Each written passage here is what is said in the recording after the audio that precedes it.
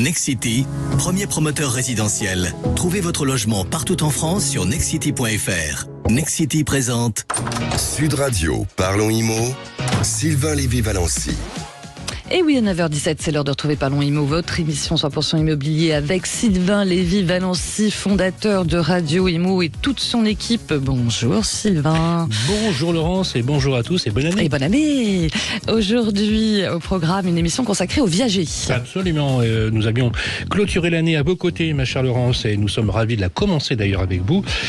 Première émission, c'était de 2024. On va parler du viager. Le viager, c'est un vrai sujet, un sujet extrêmement intéressant qui se popularise de plus en plus, et ça sera l'occasion de parler avec une personne qui dirige le réseau Viagimo et qui va nous parler d'immobilier. Voilà, puis on écoutera comme d'habitude nos auditeurs avec Bérénice de Villefleurio. N'hésitez pas bien sûr à nous joindre si vous avez des questions sur votre logement, que vous soyez propriétaire ou locataire. On attend comme d'habitude vos appels au 0826 300 300. Absolument, on va parler notamment des donations. Vous savez, c'est un peu l'époque des donations en fin d'année fiscale avec enfants, petits-enfants. Nos auditeurs d'ailleurs nous a posé la question. C'est maître Cousigou Suas, notaire à Paris, qui nous répondra. Et enfin, ma chère Laurence, Grégoire nous amènera comme chaque semaine. On va reprendre ça en 2024. On va garder les bonnes habitudes. On va faire le tour de France des biens coups de cœur. Et voilà, les biens coups de cœur, c'est parti. Et on commence avec les infos à retenir. Alors, les infos à retenir cette semaine, ma chère Bérénice, on va vous souhaiter une très très belle année. Bonjour, bonne année. Ça démarre plutôt pas mal. Ah bah, très bien. Alors, avec quoi on démarre comme nouveauté pour ce marché 2024 ? Alors, on commence avec un point sur le marché immobilier. C'est la Fédération nationale de l'immobilier qui nous dresse le bilan. Après des premiers frémissements en 2022, le marché a bien ralenti en 2023. On enregistre une baisse drastique, inédite, de 22% des ventes de logements existants, donc je compte pas les logements neufs qui sortent de terre. Environ 875 000 ventes ont été réalisées en 2023. C'est un retour de 7 ans en arrière. Alors après, attention, les dernières années avaient été exceptionnelles. On constate des prix immobiliers en baisse sur une grande partie du territoire français, surtout dans les grandes villes où ces prix avaient flambé. À Paris, par exemple, les prix repassent sous la barre symbolique des 10 000 € avec une moyenne de 9 966 € le mètre carré, soit une baisse de 5,7% sur un an et de 7,7% sur 2 ans. Dans toute la France, on constate qu'en général, les villes où les prix immobiliers avaient le plus grimpé, ce sont les villes où les prix baissent le plus actuellement. Je dis en général, car il y a des exceptions. Je vous en avais parlé. Le littoral sur la côte méditerranéenne, le sud de la France et la Corse, les villes comme Perpignan, Montpellier ou Nice résistent encore avec des prix toujours en hausse de 1 à 3%. Et en effet, c'est pas encore exactement une bonne nouvelle pour les grandes métropoles, mais on va attendre un peu. Vous avez parlé des logements, un petit mot des professionnels notamment. Alors en 2023, le marché de l'immobilier représente environ 150 000 emplois, salariés et agents commerciaux compris. Il y a 62% de femmes. Alors on le sait, le contexte est compliqué, mais malgré cela, le secteur de l'immobilier a généré 19,4 milliards d'euros de chiffre d'affaires en 2023, soit autant que le secteur de la publicité et davantage que le secteur de la Poste par exemple ou du courrier. Dans le détail, 2/3 de ce chiffre d'affaires a été réalisé par les transactions, donc les ventes, et le reste par l'administration de biens, vous savez, la gestion locative, etc. On a raison d'ailleurs de dire que l'immobilier, c'est quand même une branche majeure de notre pays. Une ville française offre une prime de 10 000 € à ses nouveaux arrivants. Oui, alors il s'agit de la ville de Moulins, dans l'Allier 02. La municipalité a pour objectif de redynamiser son centre-ville en attirant de futurs propriétaires. Et pour ça, elle a lancé un fonds d'aide à l'accession à la propriété qui permet d'avoir une prime de 100 € par mètre carré et un minimum de 3 000 € par logement. Alors, quelques conditions sont à remplir pour avoir cette prime. Vous devez être primo-accédant. Qu'est-ce que ça veut dire ? Ça veut dire que ça doit être le tout premier logement que vous achetez. Vous deviez être locataire auparavant. Vous devez choisir un logement vacant depuis plus d'1 an qui doit avoir plus de 15 ans. Ah oui. Et vous devez vous engager et résider pendant au moins 6 ans. Si vous ne restez pas, vous devrez rembourser la prime. Alors, on peut imaginer sur le principe qu'avec 100 € d'aide au mètre carré, ça doit faire fureur ou pas ? Franchement, depuis sa mise en place, cette aide a permis la rénovation et l'occupation de nombreux logements. 340 000 € ont déjà été distribués. Et en fait, c'est une belle opération pour cette ville qui comptait pas mal de logements vacants. 13% des logements étaient vacants. Et c'est le maire Pierre-André Périssol. Alors peut-être que ça vous dit quelque chose. C'est l'ancien ministre du Logement de 95 à 97 qui a créé ce dispositif attractif. Un des plus grands ministres du logement que nous ayons eu, avec notamment Il a des bonnes idées en tout cas. Jean-Louis Borloo et Pierre Mignuri. Voilà, bien joué Pierre-André Périssol. On continue, Bérénice, avec les tendances Airbnb pour 2024. Ah oui, avec les JO, ça Et oui, il y a déjà des Français qui réservent des séjours sur Airbnb. Alors, quelles sont les villes les plus convoitées en France cette année? Sans surprise, avec les Jeux Olympiques l'été prochain, ce sont Paris et Lille qui sont les plus demandés par les Français.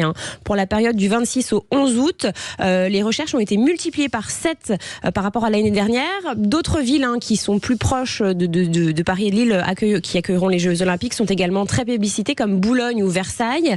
Et en dehors de ces villes, les Français privilégient le bord de mer, notamment le sud-ouest.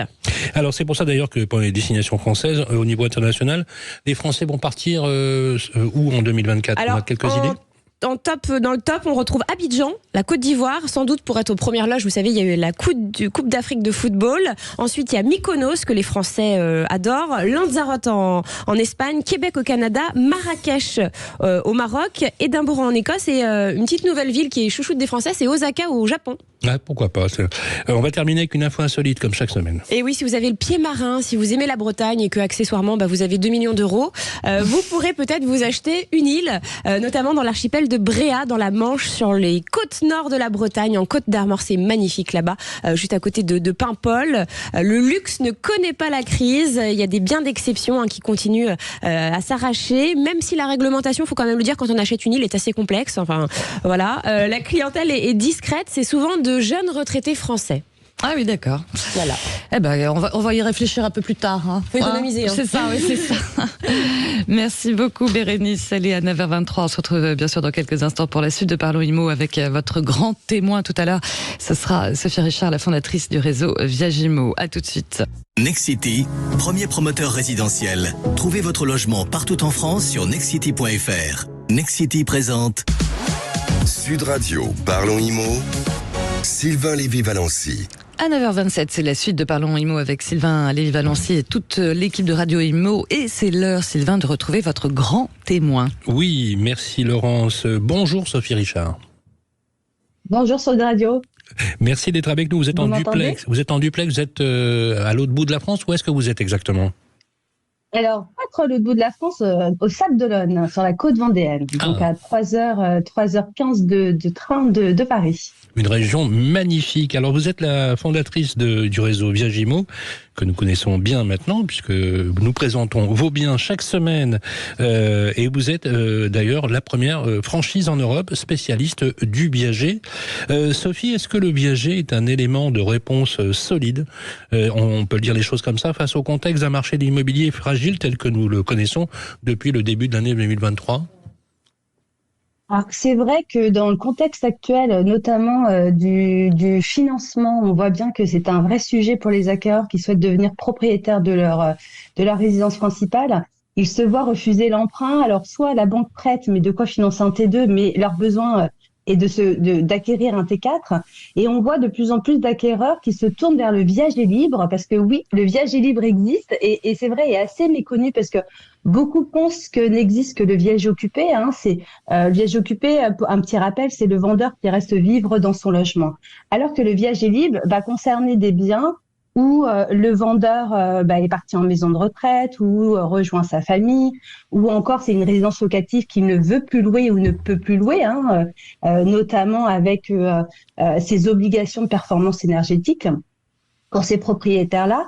Et les logements deviennent libres. Et ça, c'est l'heureuse nouvelle pour les acquéreurs qui peuvent enfin devenir propriétaires grâce au viager libre. Et surtout, ils peuvent éviter tous les frais inhérents à l'emprunt. Parce qu'aujourd'hui, si je dois emprunter un logement de 300 000 euros sur 15 ans, il m'en coûtera un coût de financement d'environ 136 000 euros et une mensualité bancaire de 2 430 euros par mois. Alors que si j'achète ce même bien de 300 000 euros en viager libre à une venderesse qui a 76 ans, ça correspond à une espérance de vie également de 15 ans, pour comparer ce qui est comparable, la rente viagère se rapportait à 1 790 euros par mois. Donc on voit bien qu'il y a une économie substantielle dans le taux d'effort mensuel d'une part, et surtout dans l'économie liée au coût de financement des 136 000 euros de départ. Donc on a beaucoup d'acquéreurs qui finalement ne savaient pas que le viager libre existait et qui pouvaient habiter de suite leur logement. Grégoire Darigo. Sophie, bonjour. Qu'est-ce qu'on peut dire, Sophie, à toutes ces personnes qui n'ont pas toujours eu une image positive du viager? C'est vrai que pendant des années, c'est un système qui n'a pas été trop adopté parce qu'on se disait, je caricature volontairement, mais peut-être, mais voilà, on attend la mort d'une personne pour pouvoir bénéficier d'un bien, et donc il y a des personnes qui ont peut-être été réticentes à adopter le viager. Qu'est-ce qu'on peut dire à ces personnes-là? Alors, c'est vrai qu'il y a beaucoup d'idées reçues, beaucoup de tabous autour du viager et finalement, les gens ne s'y intéressent pas parce qu'ils ne se sentent pas concernés, alors que bien au contraire, le viager va répondre aux ambitions de l'économie circulaire. On voit bien qu'en France, l'argent est immobilisé de part et d'autre. Il est immobilisé dans le patrimoine des seniors. Donc, vendre en viager va monétiser ce logement en revenu complémentaire pour des vendeurs qui en ont besoin aujourd'hui pour vivre plus sereinement leur 3e et 4e âge à domicile. Et on voit bien que l'argent est immobilisé sur des placements financiers. Côté acquéreur, on sait très bien que notre argent ne nous attend pas dans un coffre-fort numérique et rien de mieux que l'investissement dans la pierre, qui reste une valeur refuge et tangible pour les Français. Et cet argent, au lieu de laisser, par exemple, on va mettre 500 € sur un PEL ou sur un livret A, ces 500 €, on va les donner à Monsieur Jean qui lui en a réellement besoin. C'est presque un projet social. Et qui va même les réinjecter dans l'économie. Tout à fait. C'est un dispositif d'intérêt intergénérationnel à haute valeur sociale, puisque ces 500 € vont être réintroduits dans l'économie par le senior qui va pouvoir aller plus souvent au restaurant, changer sa tapisserie, changer sa peignoir en douche, adapter son logement à une situation de handicap. Et enfin, on fait circuler cet argent qui est enfermé de part et d'autre et dans la pierre côté vendeur et sur des placements financiers côté acquéreur. Et on voit bien que le viager est en quelque sorte une nouvelle forme de retraite par capitalisation. Oui, c'est ça ce que j'allais dire. On vient de repousser l'âge de départ à la retraite. C'est un excellent complément. C'est très intéressant de vous entendre, puisque effectivement, ça casse un peu les codes, hein, c'est sûr, par rapport à l'image du viager. Vous savez, on a toujours cette image du viager avec le film de Pierre Tchertman. Je sais pas si pour les jeunes. Alors bon, pour les jeunes, je le conseille. C'est vraiment culte. C'est un très bon film. C'est un très bon film. Mais c'est bien parce que vous vous rappelez qu'on peut acheter des viagers libres, et c'est vrai que dans la tête des gens, souvent, il y a quelque chose qui est lié au décès et donc qui fait peur, puisqu'effectivement ça projette. Bérénice, vous vouliez poser une question à Sophie Richard. Oui, c'est vrai. Alors vous avez parlé de rente mensuelle tout à l'heure. C'est vrai qu'on entend beaucoup parler aussi de bouquet quand on parle du viager. Quels sont les différents aspects à prendre en compte justement ? Alors, techniquement, pour faire simple, dans le viager, c'est d'abord avant tout une transaction immobilière. Donc, on va prendre un agent immobilier va prendre un mandat, un bien, va faire un compromis, puis l'acte authentique, un acte notarié. C'est une vente immobilière avec des particularités quant aux conditions et au prix. On va retrouver généralement un bouquet. C'est une somme qui est versée comptant à la signature chez le notaire, qui pourrait servir d'apport, comme dans le cadre d'un financement bancaire, et une rente qui sera servie toute la vie durant du vendeur. Par exemple, on a 2 types de viagers, le viager occupé et le viager libre. Le viager occupé va plutôt s'adresser à des investisseurs qui veulent, comme je disais tout à l'heure, investir dans la pierre, qui reste une valeur refuge pour eux. Et ça sera de l'achat d'immobilier décoté. C'est-à-dire que le fait que le vendeur reste vivre chez lui, c'est comme si c'était un locataire, sauf qu'il ne va pas verser de loyer. On va décoter dès le départ le prix. Si je reprends mon exemple d'un bien de 300 000 € avec une venderesse qui a 74 ans, la décote sera de 50%.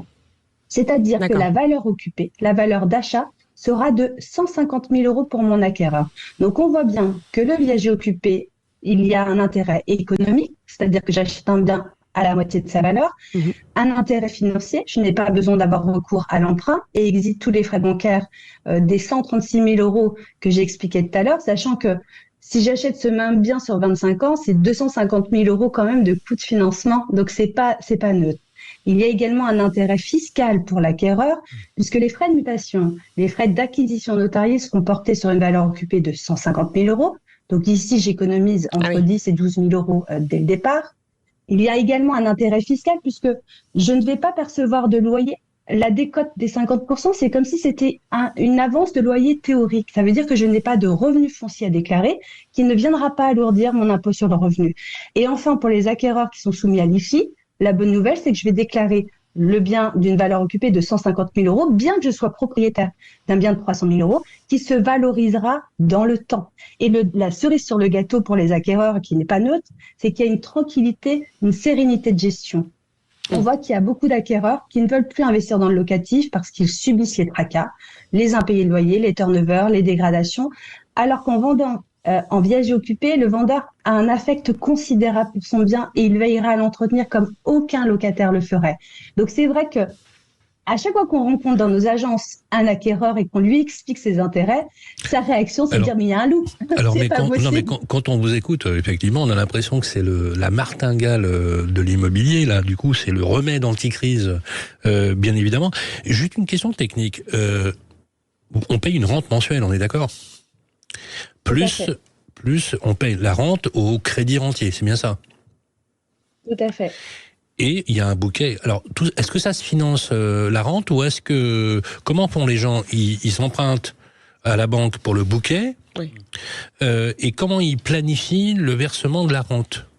Comment est-ce que les banques, est-ce que les banques savent par exemple planifier le versement d'une rente sous forme d'un financement global ? Et quel type de package ? Parce que ça, c'est la question qu'on nous pose. On dit, ok, ça a l'air hyper intéressant. Il y a une modernité, effectivement, dans l'offre, malgré le fait que ça s'appelle du viager. Il y a une vraie modernité d'acquisition. Mais techniquement, comment ça se passe ? Alors, techniquement, comment ça se passe ? Déjà, il existe des viagers sans bouquet. Il n'est pas obligatoire d'avoir un bouquet. En viager, il y a l'obligation d'avoir une rente viagère toute la vie durant du vendeur. Parfois, il n'y a pas de capital. Tout à fait. C'est le vendeur qui le décide, ça. Exactement. On va d'abord partir des besoins du vendeur. Donc, les raisons sont multiples de vendre en viager. C'est hériter de soi-même pour avoir des aides à domicile. Donc, ils vont vouloir optimiser la rente viagère parce qu'ils ont des besoins de services d'aide à la personne, de portage de repas ou autre. Soit ils vont avoir besoin d'un bouquet pour financer des adaptations du logement au handicap. Soit ils vont avoir besoin d'un bouquet conséquent parce qu'ils ont beaucoup cumulé de prêts à la consommation. Il faut pas oublier qu'il y a beaucoup de seniors, malheureusement, qui sont surendettés en France parce qu'on ne peut pas maintenir le niveau de vie auquel on était habitué à la retraite. Et ces personnes-là vont cumuler des prêts à la conso pour avoir, maintenir un train de vie. Et on sait bien que arrivé à la retraite, il y a une baisse drastique des revenus et les charges sont tout aussi importantes. Où on va avoir des vendeurs qui ont besoin d'un bouquet pour donner de leur vivant à leurs enfants. Et ça rejoint la question de tout à l'heure. Aujourd'hui, avec l'allongement de la durée de vie, ça a changé totalement le paradigme de la constitution du patrimoine immobilier. On hérite très souvent, on est petits-enfants quand on hérite de nos parents. Ça saute d'une génération. Et on a plutôt besoin de l'aide précieuse de nos parents à 35-45 ans pour financer une résidence principale, parce qu'on a des besoins d'extension, parce qu'on doit financer les études des enfants, et donner de son vivant à ses enfants est possible grâce au viager occupé avec la constitution d'un bouquet notamment. Donc pour répondre à votre question, c'est que oui, on peut financer l'apport du bouquet par la banque, mais il faut trouver des garanties autres que l'hypothèque ou le privilège de vendeur, le PPD traditionnel que va prendre la banque. D'accord. Pour reprendre par exemple, ça serait de mobiliser de l'épargne. Exactement. Quand la banque va vous financer, elle veut être garantie que vous allez bien lui rembourser sa mensualité. Pour ce faire, elle met traditionnellement une hypothèque sur le bien, une hypothèque de premier rang et sans concurrence. Sauf qu'en viager, on va souscrire la même garantie pour le vendeur, puisque le vendeur jouera le rôle de banquier. Donc, il faut bien lui assurer le bon paiement de la rente viagère pour le protéger. Donc, on va mettre en place ce qu'on appelle un privilège du vendeur.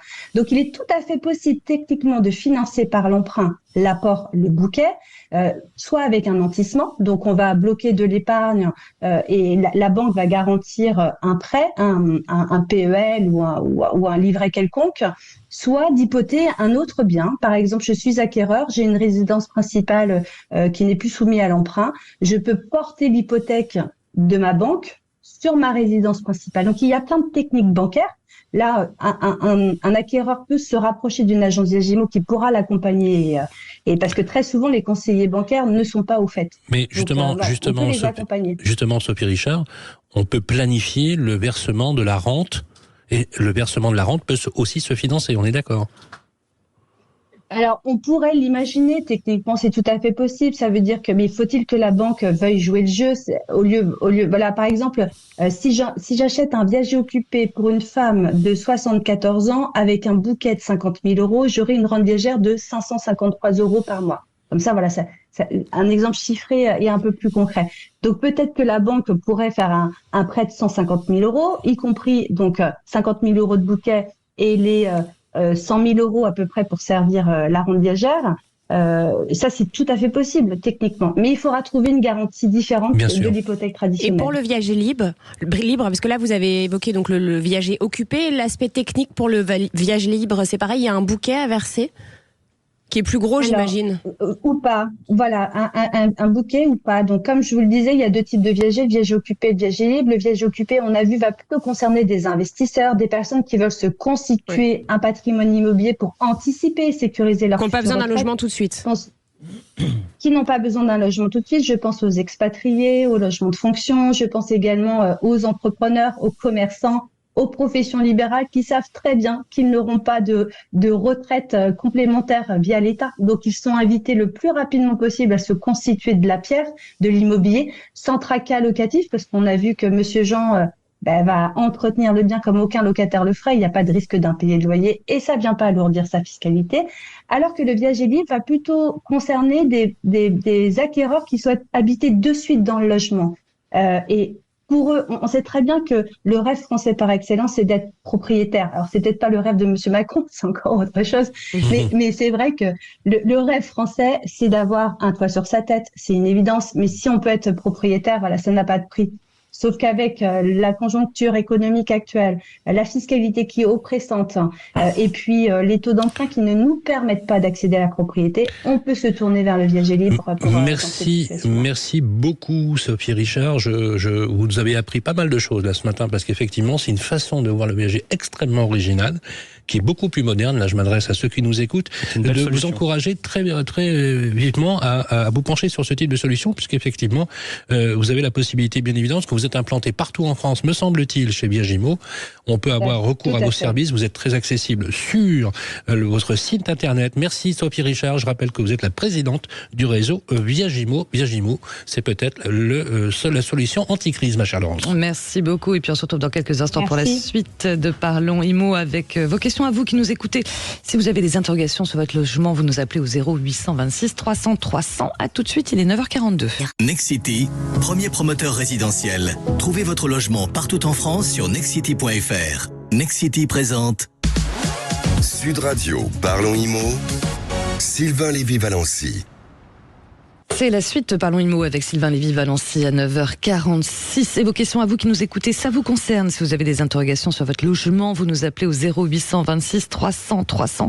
Et comme à chaque fois, Sylvain, nos experts vous apporteront des solutions. Absolument. Et bien évidemment, tout 2024, chaque semaine, vous toutes et vous tous qui nous écoutez, on répondra à toutes vos questions. Et cette semaine, ma chère Bérénice, nous avons eu un auditeur qui se pose des questions, même deux auditeurs, des grands-parents qui se posent des questions sur les donations. Oui, c'est Luc qui nous a écrit avec sa femme, son épouse Monique.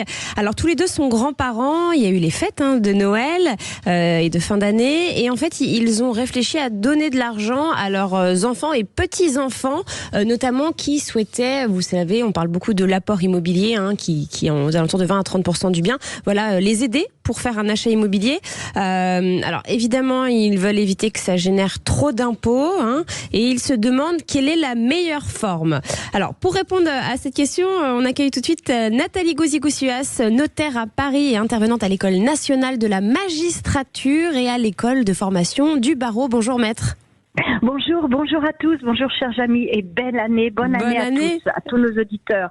Maître, merci d'être avec nous, merci de nous conseiller. Alors, vous avez entendu la question, voilà, Luc et son épouse Monique se demandent comment donner de l'argent à leurs petits-enfants pour les aider notamment à acheter un bien et voilà, comment faire pour que cela ne génère pas trop d'impôts.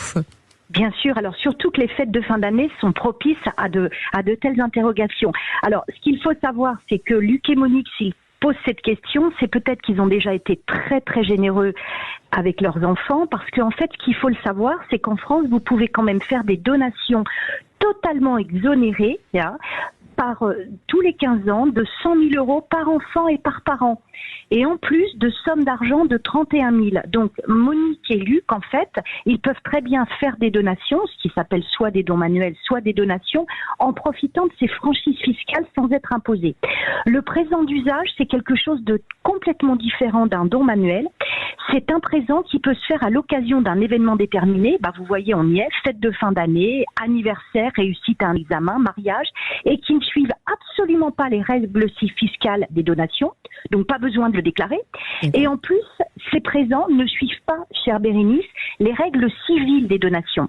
Parce qu'on ne le sait pas toujours, mais par exemple, lorsque vous donnez, vous êtes généreux, vous avez de l'argent, vous donnez 30 000 euros à l'un de vos enfants pour justement l'aider, lui donner un coup de pouce pour s'acheter l'appartement de ses rêves, pour constituer un apport. Eh bien, si ses frères et sœurs n'ont pas eu la même chose, peut-être parce que vous n'avez pas eu les sous pour lui donner à ce moment-là, et que vous n'avez pas concrétisé ça chez votre notaire par une donation-partage, eh ben, l'heureux récipiendaire de cette somme de 30 000 euros, non seulement il devra en rendre compte à ses frères et sœurs au décès de la personne qui a donné, mais en plus, cette somme sera revalorisée selon la valeur qu'aura le bien au jour du décès. Donc, vous voyez, ça peut créer de grosses difficultés. Le présent d'usage, chère Bérénice et Sylvain, il échappe vraiment à ces règles, non seulement fiscales et civiles. C'est-à-dire que les personnes qui les ont reçus, ces présents d'usage, eh ben, ils n'en sont pas comptables par rapport à leurs cohéritiers. D'accord. Vous voyez ? Oui. Pour expliquer à nos auditeurs, là, donc vous parlez d'une somme, par exemple, les fameux 30 000 euros. Donc, si l'enfant achète un bien avec ces 30 000 euros et que ce bien prend de la valeur double, donc les 30 000 euros vaudront 60 000 euros. 60 000 euros, exactement. Et ça, du coup, alors le présent d'usage échappe à ces règles, mais bien évidemment, il ne faut pas trop en abuser parce que ce que nous dit, il n'y a pas de règles particulières, même s'il y a des pratiques, ça doit correspondre, chers amis, à un usage. Donc, fête de fin d'année, anniversaire, mariage, réussite à un examen et surtout être proportionné aux revenus du patrimoine de la personne qui donne ou à ses revenus annuels. Généralement, on parle de 2% par an. Donc, il faut vraiment être vigilant. Et moi, ce que je conseille toujours à mes clients, c'est à l'occasion de cette transmission, souvent de sommes d'argent, bien sûr, ce présent d'usage, eh ben, vous n'hésitez pas en faisant le virement à mettre, vous voyez, les banques le permettent maintenant. Bon anniversaire, mon petit ange, joyeuse fête de fin d'année, mes amours, vous voyez, pour démontrer vraiment que c'était déjà ça fait plaisir, et puis en plus ça montre vraiment que c'était à l'occasion de cet usage que sont les fêtes de fin d'année, réussite à un examen. Non mais ça peut être sympa parce que bonjour mon chéri, voici 150 000 euros. Le banquier doit se dire. Mais alors là, Sylvain, les 150 000 euros, faudrait vraiment être très très très riche, être dans le top 40 bien sûr, des fortunes de France. Sinon, c'est un don manuel. C'est clair. Et alors, pour être clair, quand on fait un don manuel, il n'y a pas besoin d'aller chez le notaire. Alors tout à fait. Vous pouvez alors il faut néanmoins l'enregistrer. C'est des formulaires CERFA, et c'est pas du tout pour faire travailler le notaire, mais sachez quand même qu'il est préférable, surtout si vous gratifiez tous vos enfants, de faire le don manuel par une donation-partage, parce que qui se fait automatiquement chez le notaire, parce que ça fige les valeurs. Voyez, chère Bérénice, ce dont on parlait, c'est-à-dire que si vous faites un don manuel et que vous vous contentez de le déclarer, eh ben cette fameuse règle de revalorisation du bien dont on parlait tout à l'heure, je te donne 30 000 et ton bien a doublé, donc tu es comptable de 60 000, eh ben elle n'arrive pas, elle ne joue pas lorsqu'il y a une donation-partage qui se fait par le notaire. Donc, faut pas hésiter à aller voir votre notaire préféré. Et à partir de combien, en fait, à partir de combien les sommes sont assez conséquentes? Alors, je vais compléter la question. Et est-ce qu'on doit faire une mesure d'égalité pour chaque enfant, par exemple? Alors, ce n'est pas nécessaire, Sylvain. Vous pouvez très bien, dans une donation partage, vous pouvez très bien, ou même dans une donation simple, vous pouvez favoriser. Regardez, c'est ce qui se passe avec notre Alain Delon, où on sait qu'il a gratifié sa fille de ce qu'on appelle la quotité disponible. Oui, donc, on a quand même une marge de manœuvre où on peut favoriser soit un tiers, soit l'un de ses enfants. Et tout dépend du nombre d'enfants que l'on laisse ou du nombre de ses héritiers. Donc, Sylvain, non, on n'est pas obligé de servir ses enfants du même montant, même si c'est conseillé pour la paix des familles. Oui, c'est vrai que pour la paix des familles, c'est quand même mieux de, c'est de voir des familles se déchirer comme les Delon, c'est pas toujours le mieux.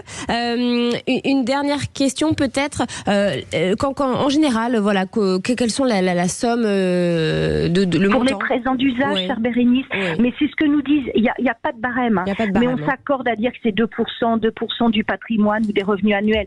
Quelqu'un qui a une retraite de 1 000 € et des économies de 8 000 €, le fait de payer une voiture à son petit-fils de 10 000 €, c'est pas un présent d'usage, c'est un don manuel. Oui, mais disons que quelqu'un qui a une retraite de 2-3 000 €, qui a un peu de patrimoine, 50-100 000 €, on considère que 3 000 € maximum aux fêtes de fin d'année, quitte à le diviser en deux, 1 500 € à l'anniversaire. Mais il faut aussi veiller à ne pas se démunir. Bien sûr. Parce que, contrairement à une idée répandue, plus on est âgé, plus on a besoin d'argent. Bien sûr. Eh bien, merci infiniment, maître Nathalie Cousy-Goussios. Bonne journée à tous. Paris. Merci beaucoup. Merci, au revoir. Merci. Tout de suite un bien proposé en viager par notre partenaire Viagimo.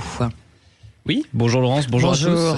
Alors pour ce premier bien en viager de l'année, nous allons au pied de la Bonne Mer, non loin du mythique stade Vélodrome, stade du non moins mythique OM. Vous l'aurez reconnu, il s'agit bien de la ville de Marseille et évidemment je dis tout cela en toute objectivité. Je trouve qu'on y va souvent, vous devez bien aimer Marseille. Ouais, je sais pas pourquoi, c'est bizarre. Alors cette semaine je vous propose un appartement de 74 mètres carrés dans le 10e arrondissement de la cité phocéenne, un T4 à l'origine qui a été aménagé en T3. L'appartement est composé de 2 chambres, d'une cuisine, d'une salle de bain et toilettes indépendantes, mais aussi un grand balcon avec vue sur les collines à l'ouest et une vue panoramique sur le parc Saint-Cyr et sur Notre-Dame de la Garde. L'appartement est situé au 6e étage dans une résidence très calme. Notre bien comprend aussi une cave, un garage fermé. Il se situe à proximité immédiate du boulevard de Saint-Loup et de tous ses commerces, transports et équipements scolaires. Alors, comme on le fait chaque semaine dans notre émission et on parle vrai sur Sud Radio, quelles sont les conditions techniques et pratiques du viager ? Alors cette semaine, Sylvain, c'est un viager occupé par droit d'usage et d'habitation au profit d'un homme de 78 ans et d'une femme de 77 ans. C'est-à-dire que le couple l'habitera toujours une fois le bien acheté, comme Sophie Richard nous l'a expliqué tout à l'heure. Viager occupé. Tout à fait. Alors, pour un bien dont la valeur libre est pour la valeur vénale, est de 220 000 €, comptez un bouquet à 105 400 € et une rente mensuelle de 124 €. Je vous conseille donc de foncer, contacter sans plus attendre l'agence Viagimo de Marseille, de vous rendre sur le site internet de notre partenaire pour plus d'infos et photos, www.viagimo.fr. Merci beaucoup et on va, comme chaque semaine, faire un peu le tour de France. Où est-ce que vous nous emmenez cette fois-ci ? On reste dans le sud. Oui, première étape à Arles, une ville que l'on appelait autrefois la petite Rome des Gaules. Je vous propose une maison de ville d'une surface de 62 mètres carrés construite en 1955 qui comprend au rez-de-chaussée 2 garages et à l'étage une partie habitable. La maison se trouve aussi dans une cour sans vis-à-vis. Elle se situe dans le quartier dit de la Cavalerie au nord du centre-ville et à proximité immédiate des écoles, commerces, centres médicaux, transports et axes autoroutiers. Elle est proposée au prix de 242 000 € et vous pouvez retrouver les photos et infos sur le site de xpfrance.fr. Un troisième point, peut-être. Oui, alors je voulais juste faire une simulation de financement à 20%. Mais oui, bien sûr, combien ? Tout à fait. On est à des mensualités de 1 076 € pour le premier bien. Le troisième bien, on reste dans le thème gaulois. On va dans la capitale des Gaules, à Lyon, que vous connaissez bien, Sylvain. C'est surtout vous qui connaissez bien. Oui, alors on va dans le 4e arrondissement de Lyon, qui est un arrondissement mondialement connu pour avoir vécu la naissance d'un certain Sylvain Lévy-Valency. Oui. Exactement. Voilà, donc un appartement de 3 pièces de 66,73 mètres carrés, très bien agencé et l'appartement est proposé au tarif de 235 000 € avec un apport de 20%. Vous avez des mensualités à 1 031 €. Merci beaucoup à vous tous. En tout cas, bien vous retrouve bien sûr samedi prochain. Merci. Allez, à suivre à partir de 10h, comme d'habitude, l'heure libre de Stéphane Simon. Sud Radio, il est 9h57. Sud Radio, parlons IMO. Sylvain Lévy-Valency. Avec Nexity, premier promoteur résidentiel, trouvez votre logement partout en France sur nexity.fr.